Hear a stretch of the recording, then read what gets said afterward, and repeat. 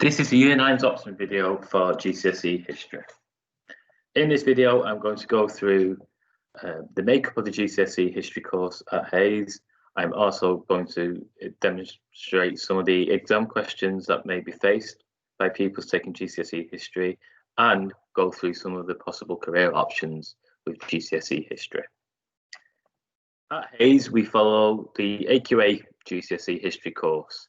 I split up into two separate papers. There are no tiers for this GCSE. There's just one set paper and it covers grades 1 to 9. In the first section, we're looking at America, 1920 to 1973, opportunity and inequality. In this, we focus on the 1920s and the economic boom, but also look at prohibition and gangsters and the issues surrounding immigration in the 1920s. We then move on to the 1930s, where we look at the Wall Street crash and then the attempts at recovery through the Economic New Deal. And then we move on to the 1950s and 60s, where we look at the development of the Civil Rights Movement, developments in entertainment and the second economic boom in the 1950s. And we also look at the time of Presidents Johnson and Kennedy. We then move on in the second part of this to look at conflict and tension in interwar years. This starts off by us looking at the Treaty of Versailles and the peace settlement at the end of World War I and its impact. We then look at the League of Nations, looking at its both the successes and failures of the League of Nations in the 1920s and 1930s. And finally, we look at Hitler's foreign policy and how this led directly to the start of World War II. All of this is examined at the end of Year 11. We then look at Paper 2. Paper 2 will be covered in Year 11, and this starts off with what's a topic called Power and the People. In Power and the People, this covers over nearly 1,000 years of British history. We start off by looking at Magna Carta and cover issues also such as the Peasants' Revolt, the Pilgrimage of Grace, the Great Reform Act, the Chartist movement, the suffragette movement, and developer trade unionism. We then look at Elizabethan England. In Elizabethan England, we look at the reign of Elizabeth I, taking on aspects such as the religious settlement and the religious middle way, the issues surrounding Mary Queen of Scots, and the Spanish Armada. Within this also is the historic environment, which is worth 10% of the overall course. This changes every year, and this is where a specified historical site is studied in class, and then set questions are asked about this. I will cover this in a little bit more detail later in this presentation. Both papers will be assessed at the end of Year 11 in the summer term. As I said before, there are no tiers, so it's one paper for everyone, which covers grades 1 to 9. Now, next I'd like to show you some of the exam questions you may face in GCSE History. One of the things we'll notice about GCSE History is it's very, very heavily literacy based. So there are a number of questions throughout the exam where people are expected to respond to different historical sources or interpretation. So one example here is from Conflict and Tension. It says, study sources B and C in the source booklet. How useful are sources B and C to historians studying the League of Nations? Explain your answer using sources B and C and your contextual knowledge. Now, this is a 12-mark question, so pupils would be expected to write 3 paragraphs for this answer, and they would be expected to analyse both of the sources and then reach a conclusion over which source is most useful and why.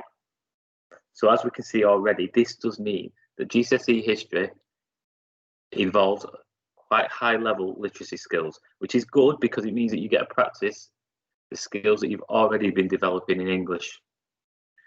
Now, the other types of questions we have in GCSE History are more essay-based, and these are 2 examples. The first one is from the USA paper, and it says, which of the following was the more important reason why the American economy improved after the Depression?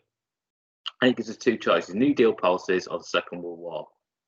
And what pupils will be expected to do here is write a paragraph on each of those policies, of the New Deal policies and on the Second World War, and then write a conclusion deciding which one they think is the most important or most significant. So again, that would be, again, 3 paragraphs, and quite high level literacy would be expected there. And the next one is the main change that Elizabethan country houses demonstrated was its fashion at the time. How far does the study of Hardwick Hall support this statement? So this is the historical environment question which I mentioned before.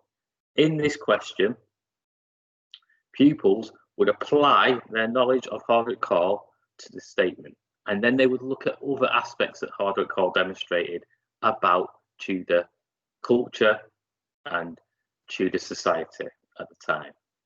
So this one is the one we change every year. So for example, in previous years, it's also been about the Spanish Armada and the English Channel. Also, it's been about Kenilworth Castle. So this one changes every year depending on what the exam board sets. So there's some of the exam questions that you could face in GCSE history. And finally, what I wanted to go through was where it could take you in the future. Now, history is considered a traditional academic subject, and you develop many key skills which employers like to see. So for example, you develop the skills of analysis, communication through extended writing, research, problem solving through having to develop your written arguments, and essay writing. It's really good history for developing your literacy skills, and many employers like to see high levels of literacy. Careers wise, there are many different careers that could help you get into. For example, law, politics, working in the public sector, business, marketing, economics, teaching. You might choose to follow history at a higher level through degrees, insurance, archaeology, all these skills, because one of the things that history shows us or helps us develop is our ability to research and communicate and problem solve. And related subjects that many people go on to match history up with at A level include English literature, philosophy, foreign languages, psychology, media studies, economics, law, sociology, and politics. So as we can see, history can take us many different places in the future. Finally, if you've got any further issues or questions, please contact me, Mr. Rushton, and my email address is mru@thehayes.school. I will be happy to answer any questions, queries. Thank you for listening.